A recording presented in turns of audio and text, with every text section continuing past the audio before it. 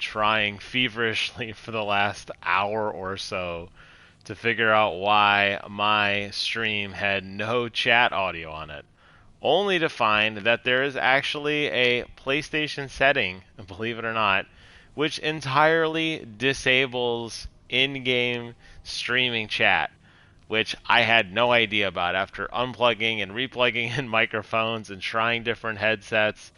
I have been able to successfully figure out what has been going on. So I am checking on my phone one more time as I talk to you guys. Yep, there we go. It works. Holy smokes. All right. Welcome to one of my absolute favorite games ever, Remnant. Now, I played the absolute hell out of this game when it came out. I had it for Xbox. Then it came out as part of the Epic Games Store. I beat it there a second time. And then it came out on PlayStation Plus, and I said, I will not play this game anymore until we get a smooth 60 frame per second console experience. And my prayers were answered today, Friday, May 14th. I saw a tweet and I saw a major update from the team that Returnal now supports 60 frames per second. And I am playing it on PlayStation 5 in what they call the performance mode, which runs it at 60 frames a second at 1080p. I don't care the P's as long as the FPSs are 60. And this game looks amazing, and it is amazing, and I love it so much. Um, what is this game about? Well, it's kind of hard to explain, but think of Dark Souls meets guns, okay? I've done a couple of videos actually already on my channel talking about this game at great length. Some serious deep dive reviews, but I wanted to stream a little bit. I wanted to dork around the PlayStation 5 streams capabilities, and I wanted to check out a 60 frame per second Returnal. I figured what better way than to hit all three than by checking it out with you guys today. And I can tell you guys, just looking around and already going through a majority of the tutorial, this game runs very, very well at 60 frames a second, and I'm incredibly excited. Couple things you need to be aware of. This is a gun game, obviously. I have a repeater handgun here, and I have a coach rifle here. I also have a melee, which is a very interesting looking pipe with a blade on it.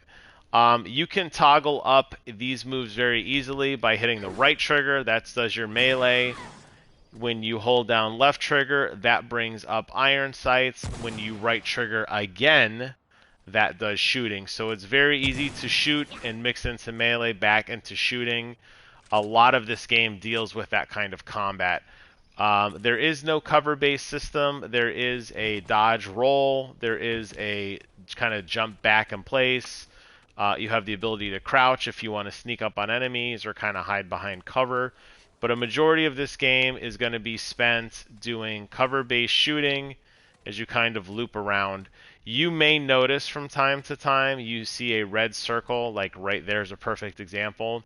Despite the fact that my crosshair is aiming over here at this overturned car's rear tire, the red circle is telling me that I am actually in cover. And as a result of being in cover, when I shoot my gun, I'm actually shooting the wall to my right instead of the target. This is a phenomenal system that a lot of cover-based shooters, you don't snap to cover in this game, but this is a phenomenal system that a lot of games don't have, and I think it's just the tip of the iceberg, honestly, on how ingenious these guys were putting together this game. As you play, you're going to be getting different pieces of gear. You're going to start off with the starting class. That is really just a suggestion. Any gun you pick up can be utilized. You may not be very effective with it, but you can certainly use it. Same things with pieces of gear that will change how your character works with armor bonuses, set bonuses. Some of them will give you more defense rating or less defense rating. They'll give you more attack speed, attack strength, criticals, whatever. There's a very deep RPG element to the game, as you can clearly see with all this advanced information down the left-hand side of the screen, and then specific gear information down the right-hand side of the screen. Same thing goes with guns. Guns also have modifiers with them as well. And you can see here that this particular gun has something called the Mender's Aura attached to it. It's a modification. Every gun has a ability to have a weapon modification with it, which is awesome. It will radically change the way you play a game by toggling modifications when you want. Pinging systems, which I'm just pressing a button at this point. Pinging systems don't matter. If you're playing multiplayer, I guess they do. But toggling modifications absolutely do matter, and using them smartly and wisely is a really big deal. You also will get different items that you can use, which will change the way your character interacts with the world. You can also,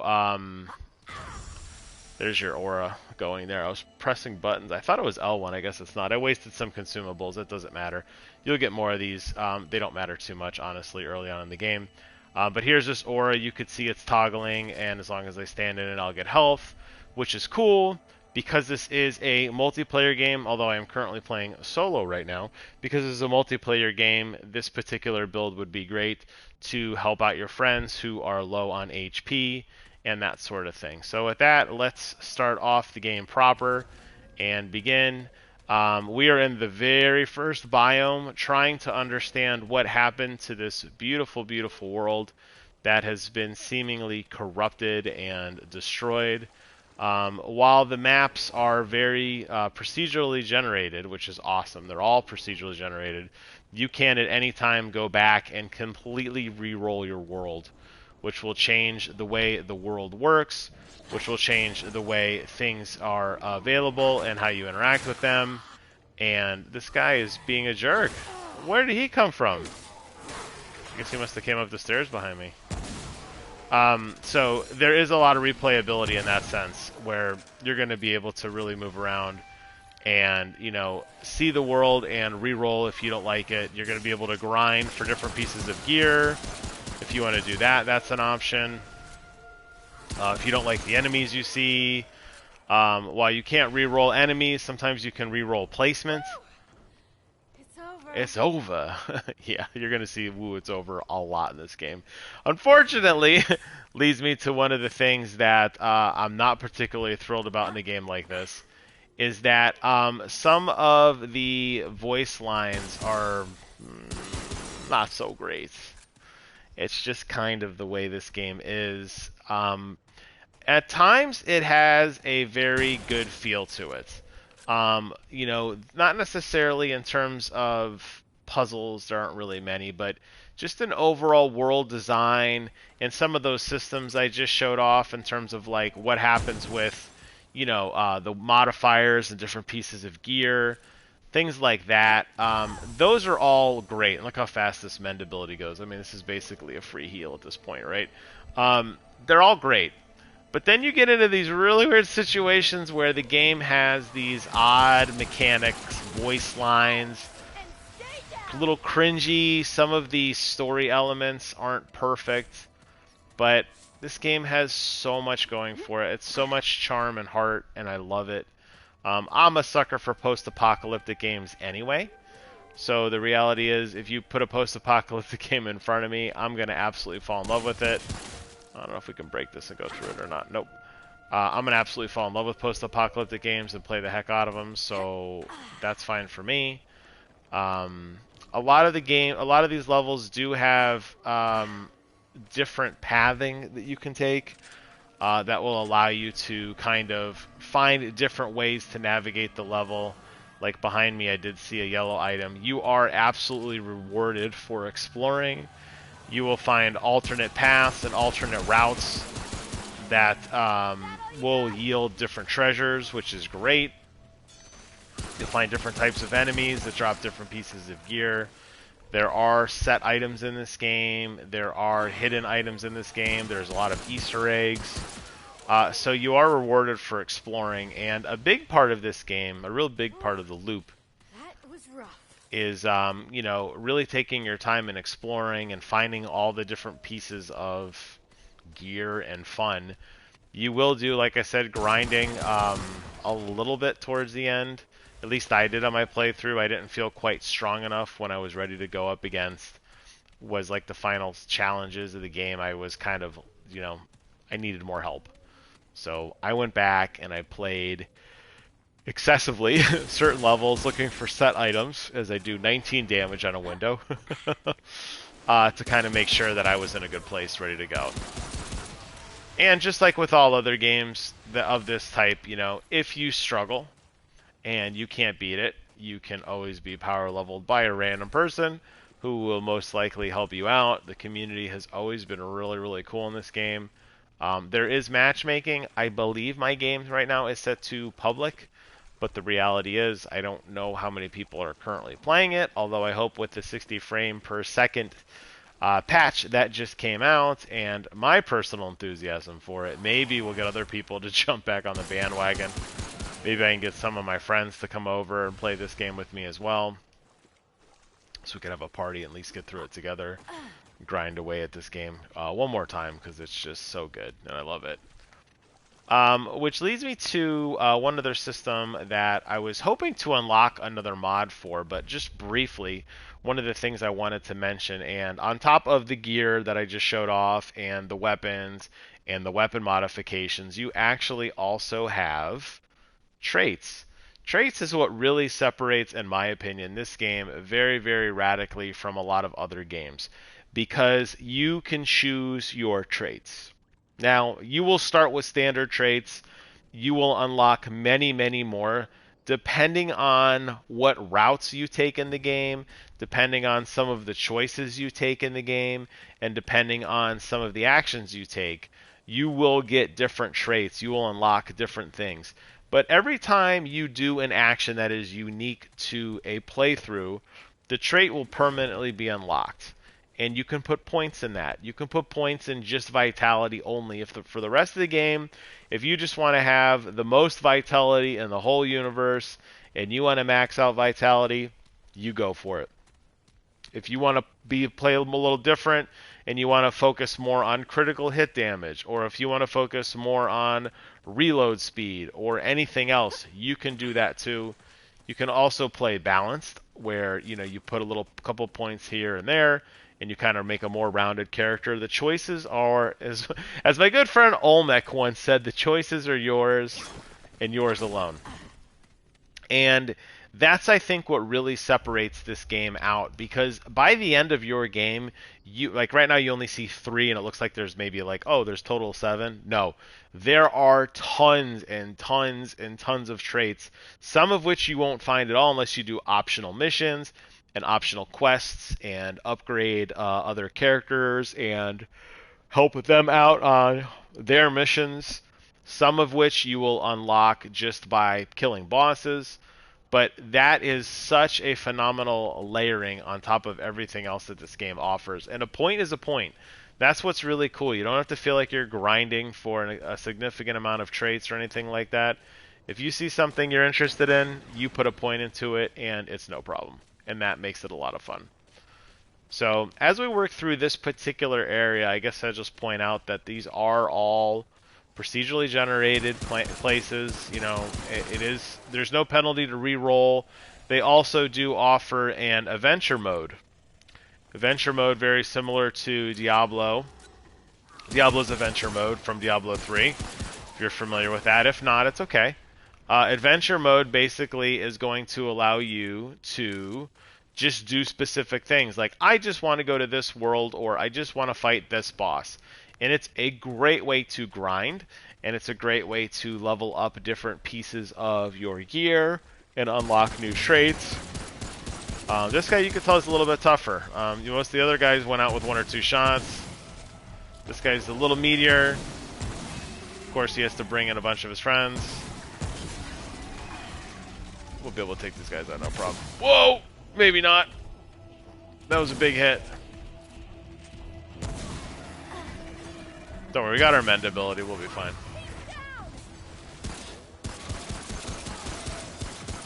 There we go. No problem at all.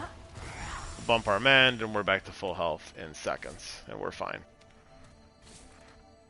As the game goes on, enemies do get increasingly more tough. As the game goes on, enemies will hit you for way more damage. I'm not going to say one-shot status, but they're tough. Some of the bosses in particular are very, very powerful, and they will really mess up your day. A lot of enemies do have different weak spots as well. You see that as I'm shooting enemies in the head, typically I'm getting a little bit more damage done, getting some of those juicy red numbers for more, like, you know, more powerful hits. That's really nice because, you know, knowing what enemies' strengths and weaknesses, where they lie. Sometimes they're behind, you know, sometimes they're like behind. It's not necessarily ahead. I mean, headshot's always a good place to start, right? We know the rules of double tapping, but, you know, there are other weak spots on certain enemies. There are different pieces of body armor and critical things that do become exposed over the course of a fight. You will find certain enemies have weaknesses to certain types of weapons over others, which will allow you to kind of mix and match your offense.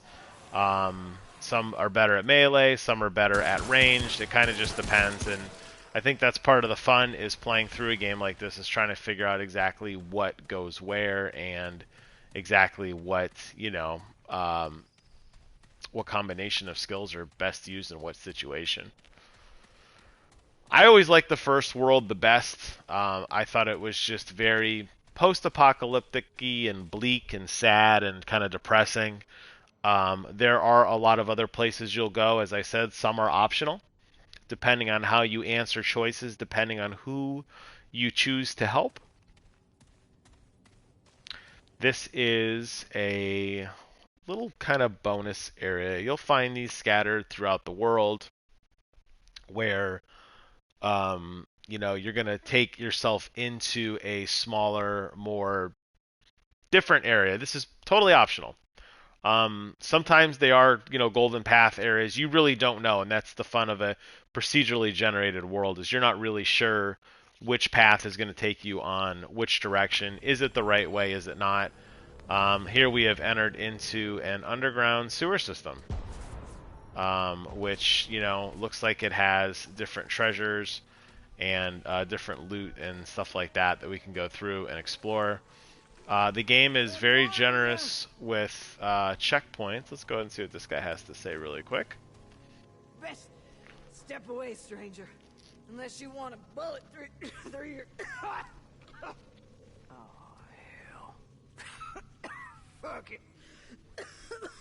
Who am I kidding? Right as rain. Just afflicted with life in this hellhole is all. How much longer, though?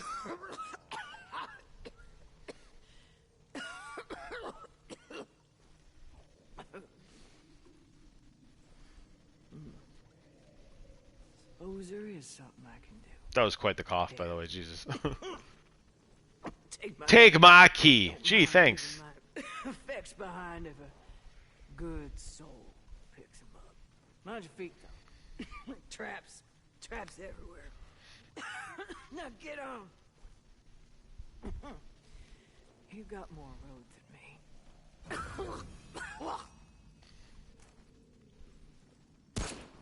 I was gonna put her out of her misery because she seems like she's pretty sad.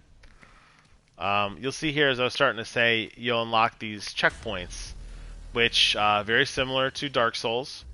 When you sit down, it will restore all of your flasks, which allow you to heal. It will bring all the enemies back.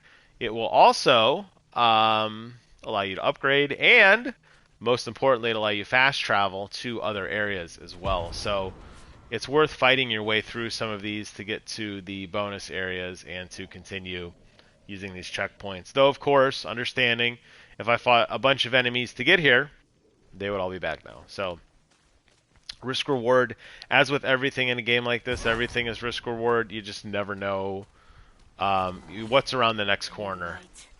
So as we work through now into a new area known as the Hidden Grotto, Of course, there'll be brand new enemies that we have to fight, and unlocking traits, as I mentioned. You're going to get those just by killing enemies and playing the game. There's a lot of different ways to get traits. Sometimes you'll find trait books, sometimes you'll find skill books. Really just killing things and progressing through the game is going to be your fastest and most effective way in order to progress. But yeah, this is a great game. I adore this game so much. I really hope they make a sequel. I think that's partially why I want to do this video. Partially because I really do want to replay the game at 60 frames a second because it's just so much fun. But partially because I want to raise a little awareness for it. As I mentioned, I did do a separate deep dive video review of this on my channel. You just look it up and read all about it, or hear me talk all about it, I guess. You can get my thoughts on the game. Spoilers, I loved it. But you can get my thoughts on the game and kind of see, you know, some more gameplay. Because I think by the time I recorded that video, I was significantly farther in my playthrough. I have only been playing this for maybe an hour at this point, hour and a half. I'm still very, very new in my basic pieces of gear. Just slowly starting to work my way up, you know. But all these enemies, very deadly, very dangerous. I guess maybe I make it look a little easy just because I kind of know what to expect. I've been through here a few times. Obviously, as I say it, I'm gonna die. I've been through here a few times as I've played this game numerous times. I kind of know what's going on. One of the things I hope you picked up on was I was flanked just now. You know, I'm kind of standing here, kind of baiting enemies out through this main kind of channel. Enemies came around from behind me. I think there's more coming. Yep. This guy's no joke. Yeah, enemies came through behind me, so enemies do flank you in this game. They are smart, and they're very aware of kind of what to expect. You know, in terms of like, you know, they know where you are, which is scary.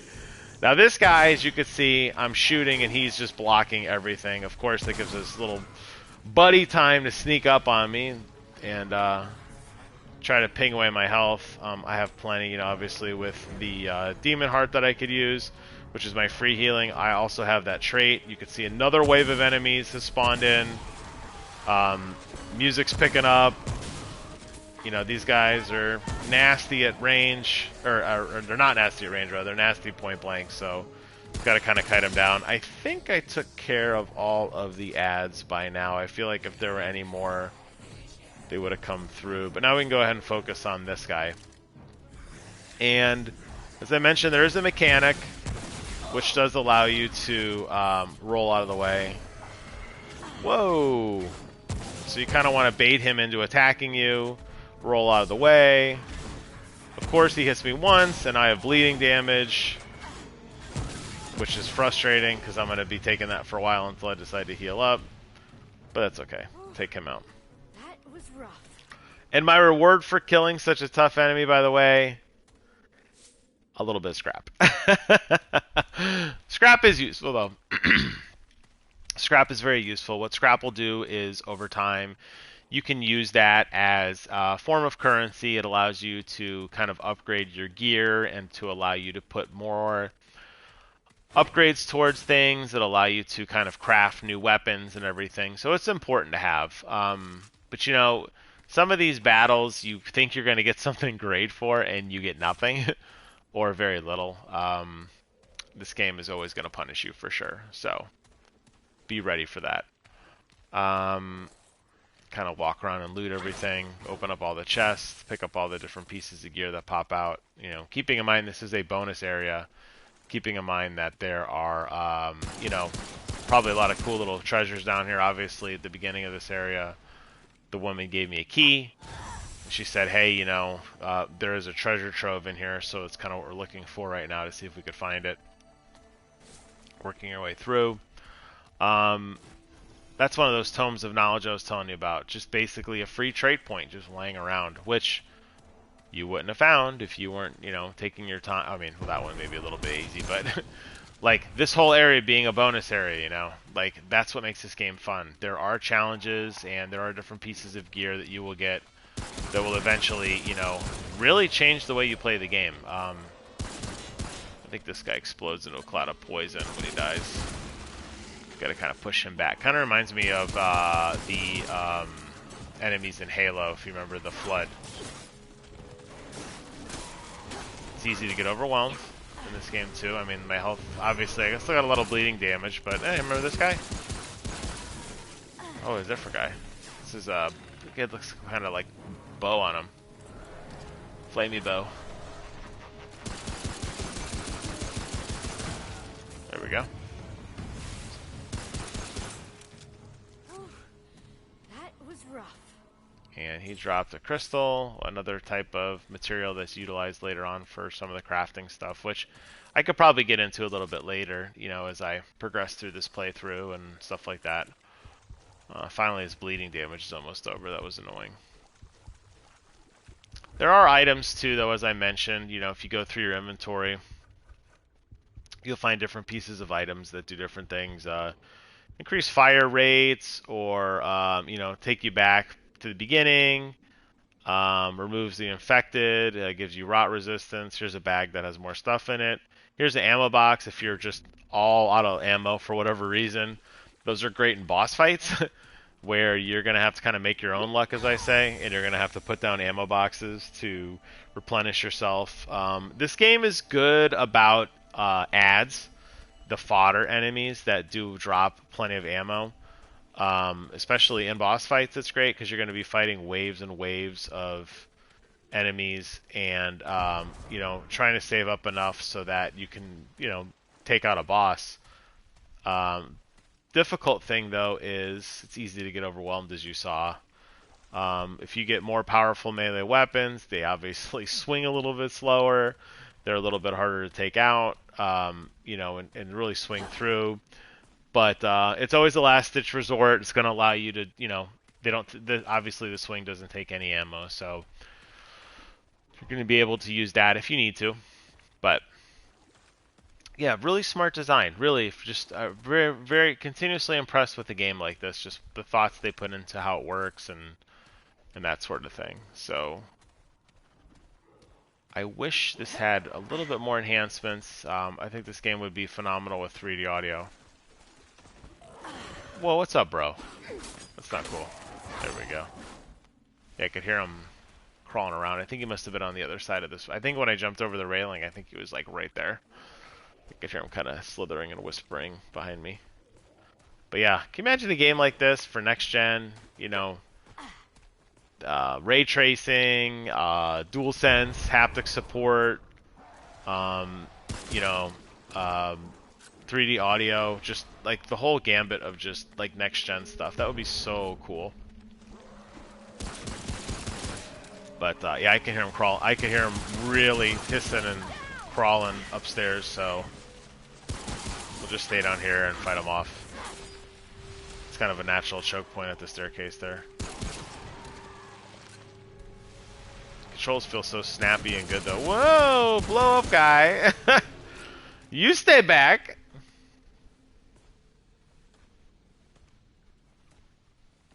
Okay, I think that might be it for now. Yeah, okay. So with the way that this game works, I kind of touched on it earlier, but the way this game works with the way the ammo drops and the way that you continue to feed the machine, so to speak, it's really in your best interest to push forward.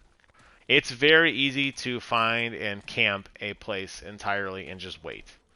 Very, very easy. Unfortunately, you will run out of ammo. There's just no doubt about it.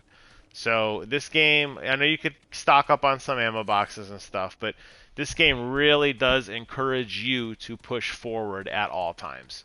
If you don't, ultimately what happens is you're going to run out of ammo at a place where, you know, you really need to push forward and you can't. And you're going to get overwhelmed and die. While melee is great, and I do honestly believe there is room for a type of melee build in this game, I think the reality is it's not meant to be your primary means, you know. Looks like that dude's got a chain gun. He's shooting pretty heavy at me. So, yeah, I think you're going to have to rely on other things. Until he finishes shooting. Peek down. Get some shots at him. Put the mend out. Take a heart. Yep, same amount of ammo, just like I just said. This coach will rip through this guy pretty quick, though. And he's toast. Alright, not bad. Woo! It's over. Woo, it's over! So when I played this game the first time, the voice I had was this guy's voice. And you could, doesn't matter, you could be whatever you want. I mean, I am playing as a female in this particular playthrough, but the guy's voice, the way he said it's over, he didn't really pronounce the R. So he did this like, woo, it's over. Like, I don't know. It's totally random what they say. I mean, there's only so many voice lines they have, but yeah, they could have added a little more, I think, in terms of the voice line department. I don't think that would have hurt anybody to do that. That's okay. So I think I explained most of the core mechanics. You know, I'm gonna post this video after I'm done. You know, it's on Twitch right now. I don't know how many people are watching. Probably not many. I don't know if anybody even follows me on Twitch, but I will put these on YouTube for, you know, posterity on my Let's Play channel. And if there are any questions or whatever regarding, you know, kind of how... Sorry, thought I heard something around the corner there. There's a trip mine there. Yeah, if there are any questions or whatever about how this game works, you know, feel free to send a note and let right off. Actually, interestingly enough, all of these trip mines are here again, so I'm guessing maybe the enemies blew them up. Maybe that's what I was hearing, is those little zombie guys running through this on their own. But she did say it was laden with traps. I mean, you could face tank it if you wanted to, but why?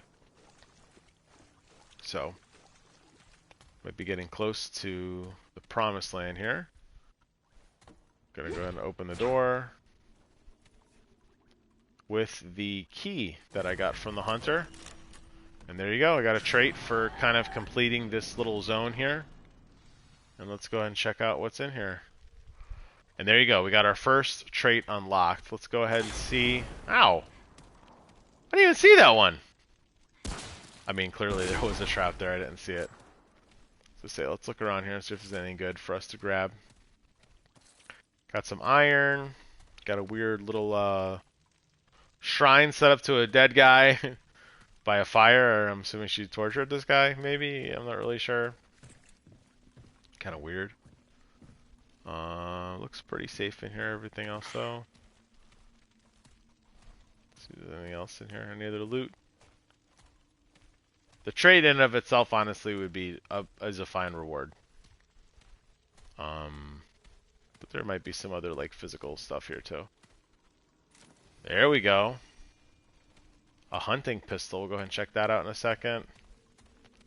And while we're here, we'll go ahead and grab that. Sometimes you can break boxes. Find other pieces of treasure in there. Oh. And let's see over here. Nope. Looks like we hit all the major stuff.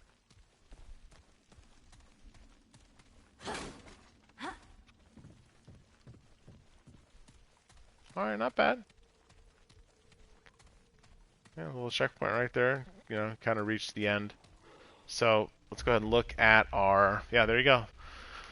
Little bonus area. Based on the mini-map, you don't see anything that I didn't clear, so I'd say this is a full clear of this area. And hey, I got a new gun out of the deal, and I got a new trait. So the trait I got is called Shadow Walker, which the Shadow Walker trait, it decreases enemy awareness range. So if you put a lot of points into this ability, the nice thing is, you would be harder to detect. So if you're having a hard time, you feel like there's a lot of enemies, you want to put that and kind of crawl around, you absolutely can, which is really, really cool. Or you can, you know, save it for something else. Me personally, I always clear the map every time. I like to walk through every little, you know, infestation and like area to check every little corner. I break every box that I can. I pick up every piece of scrap. I pick up every spare gun, whatever it happens to be. because I like to just power up my character, and I take my time. So I don't need that. That trait, that trait for me doesn't matter. I don't care about a trait like that. But if you're somebody else who, I don't want to say on the speedrun side of things, but if you're more of somebody who, maybe doesn't want to go through every single, thing and just kind of more golden path it, maybe an ability like that would be good. And I got that for clearing an ancillary dungeon. That's what makes that so cool. That's something that maybe in your playthrough you would never do. You would never have because you never found it. That's what makes this game so unique. And, as I talk to other people who've played the game, hearing what kind of weapons they have and what levels they are and what they put their abilities in, so different than mine. Sometimes I find out about traits that I didn't even know existed. Somebody's like, oh, you don't have this trait? And I'm like, no. How would I know about that? It's like, oh, well, you got to go to this area and find this optional thing. It's like, oh, that's kind of cool. So let's go ahead and smoke this guy really quick. He's a tough one, huh? There we go. He's down.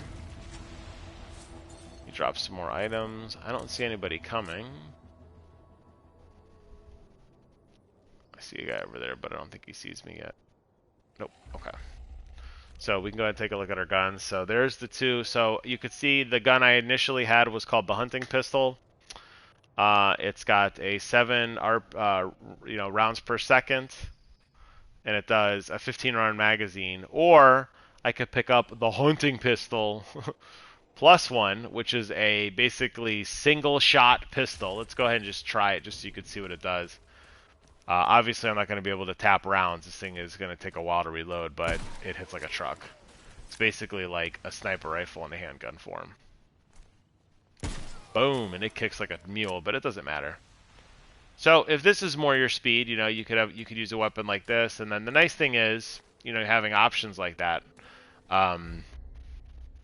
You can have both. You could keep switching out as you need. I mean, I like the quick little range stuff. That works better for me. And then having something up close is, to take enemies out as necessary, like a shotgun or a coach gun. There are a slew of weapons in this game. Sniper rifles, machine guns. There's special weapons that you get by crafting from the remains of bosses, very similar to Dark Souls. These kind of legendary type weapons that are real game changers. Have some really cool modifiers. Of course, you can always put your own modifier in, and if I really like this healing ability, I could keep it through the rest of the game and just keep leveling it up and making it more powerful and healing myself more and more with it, and that could be my way to finish through the content. Let's go and shoot a couple shots out here and see if we can lure these guys out to us.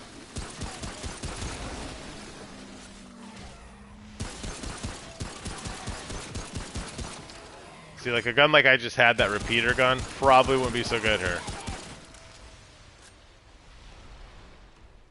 Just because, probably easy to get overwhelmed there.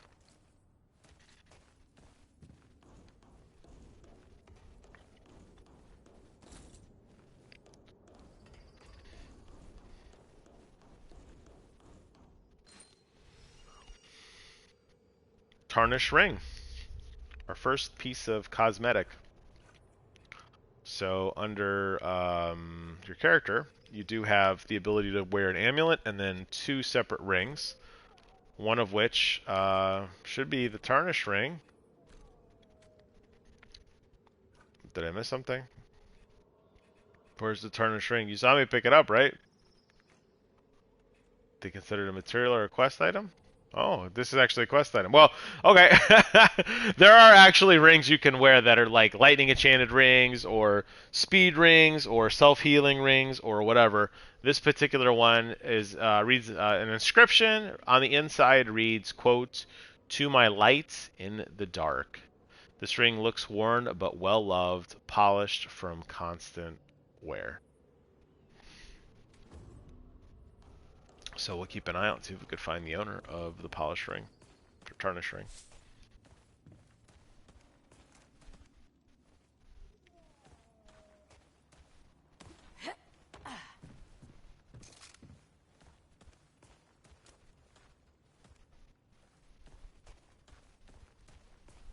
Pretty sure this area is clear. The enemies would have come out by now if there wasn't. Gonna pick up some scraps, some iron, and keep moving around.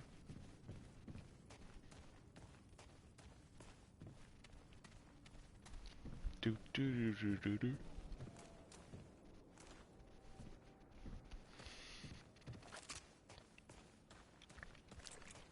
I think the same thing here. I think if there were any enemies in the immediate vicinity, we would have been attacked by now. Or maybe they were and they teleported up to me. But just looking around for wooden boxes and looking around for different lootable items. You never know what you'll find. Since the game's all procedurally based, needed a day.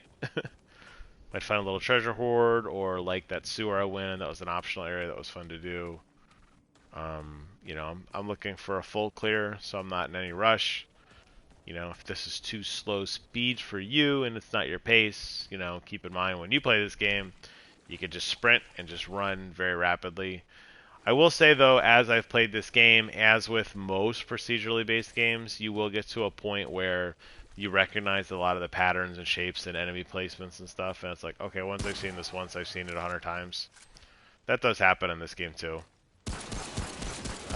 But you know, that's just, there's only so many assets they could do, unfortunately. Let's see, where do we want to go? The one thing I gotta say that's a little frustrating with this port is that the everything's tiny. I feel like everything could be like 3 times sizer in size, and it might still be too small.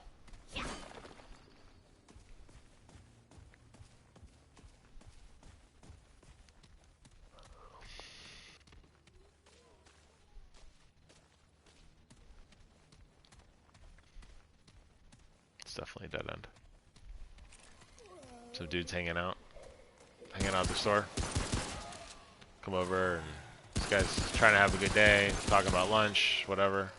And then I come over and just mow him down. It's kind of sad.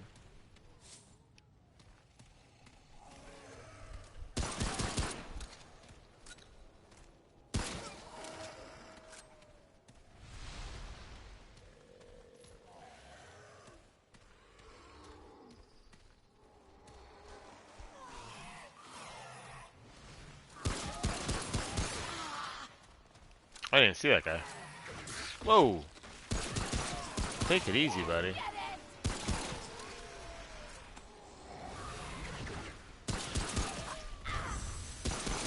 There we go. This mend ability is phenomenal. Get out of jail free card pretty much anytime you need it.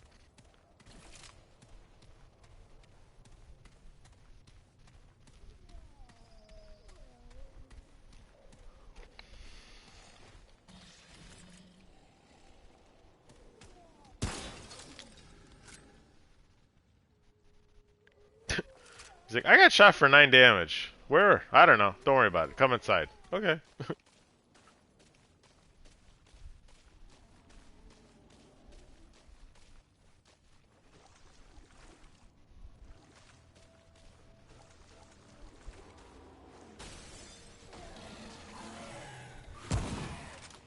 Guy's juking like crazy, huh? Dodge this. Yeah. So, I just wanted to give a little love to Returnal. Returnal 2, Remnant. I was playing Returnal earlier tonight. If you're burnt out on Returnal, go play Remnant. Very different game. It's still fast-paced. I think you'll find that in terms of shooters go. I mean, this is still the first world. I wouldn't say it's slow. It's methodical.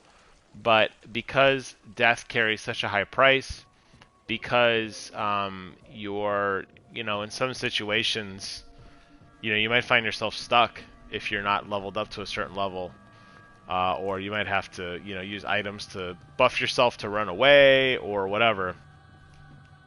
It pays to explore and have fun and learn. So I think I'll stop this video for now. I'm going to upload this over to my YouTube in a day or two. So if you're watching this over on YouTube, let me know what you thought about it. And for everybody else, that's okay. If you didn't comment, you know, knowing that you were here, even if just for a minute or two, was good enough for me. Thank you guys so much for watching. Take care of yourselves, and can't end the stream while I'm getting shot. There we go. I'm making a break for it, boys. Woo! It's over. Boy, you have no idea how right you are.